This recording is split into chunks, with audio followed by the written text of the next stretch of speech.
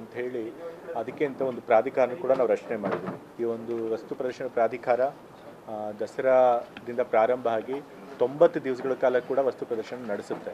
ಈ ವರ್ಷ ಕೂಡ 11-10-2026ರಿಂದ 8-1-2027 ಜನವರಿ 8ನೇ ತಾರೀಕು ತನಕ 90 ದಿವಸಗಳ ಕಾಲ ನಡೆಯುತ್ತೆ.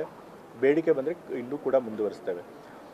2023ರಲ್ಲಿ ನಮ್ಮ ಸರ್ಕಾರ ಬಂದಾಗ ವಸ್ತು ಪ್ರದರ್ಶನಕ್ಕೆ ಫುಟ್ಫಾಲ್ ಬಂದಂಥ ಜನರ ಸಂಖ್ಯೆ ಸುಮಾರು 8 ಲಕ್ಷ ಇತ್ತು. 2024ಕ್ಕೆ 9 ಲಕ್ಷ ಆಯಿತು. ಕಳೆದ ಬಾರಿ ಆಯುಬ್ ಅವರು ಅಧ್ಯಕ್ಷರಾಗಿ ಬಹಳ ಉತ್ತಮವಾಗಿ ಕೆಲಸ ನಿರ್ವಹಿಸಿ ಬೇಕಾದಷ್ಟು ಅನುದಾನ ತಂದು ಅದನ್ನು ಇನ್ನೂ ಕೂಡ ಅಭಿವೃದ್ಧಿ ಪಡಿಸಿದ ಮೇಲೆ ಸುಮಾರು 18 ಲಕ್ಷ ಜನ ದಾಟಿದ್ದಾರೆ ಕಳೆದ ಬಾರಿ ದಸರಾದಲ್ಲಿ. ಸೊ ಹಾಗಾಗಿ ಇದನ್ನು ಇನ್ನೂ ಹೆಚ್ಚು ಅಭಿವೃದ್ಧಿಗೊಳಿಸಬೇಕು ಅಂಥೇಳಿ ಇಲ್ಲಿ ಒಂದು ಶಾಶ್ವತವಾದಂತಹ ಆಹಾರ ಮಳಿಗೆಗಳ ಒಂದು ಸಂಕೀರ್ಣ ಕೂಡ ಮಾಡಬೇಕು ಅಂತೇಳಿ ನಾವು ಅಂದ್ಕೊಂಡಿದ್ದೇವೆ. ಸೊ ಅದೇ ಈಗ ಉದ್ದೇಶಿತ ಒಂದು ಯೋಜನೆ ಆಯುಬ್ ಅವ್ರದ್ದು.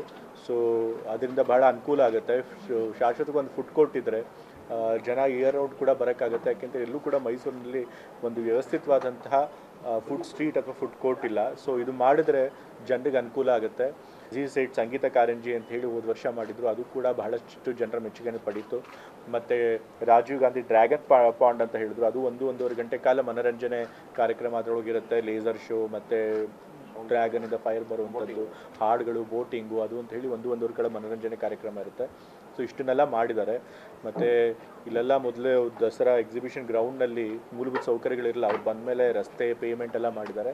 ಸೊ ನಿಧಾನವಾಗಿ ಇಲ್ಲೊಂದು ಒಳ್ಳೆಯ ಅಮ್ಯೂಸ್ಮೆಂಟ್ ಪಾರ್ಕ್ ಕೂಡ ಮಾಡಬೇಕು ಅನ್ನೋದು ಅವ್ರ ಉದ್ದೇಶ ಇದೆ. ಖಂಡಿತ ಸರ್ಕಾರದ ಬೆಂಬಲ ಕೊಟ್ಟರೆ ಅದನ್ನು ಕೂಡ ಮುಂದಿನ ದಿನಗಳಲ್ಲಿ ಆಯುಬ್ ಖಾನ್ ಅವ್ರು ಮಾಡಿಕೊಡ್ತಾರೆ.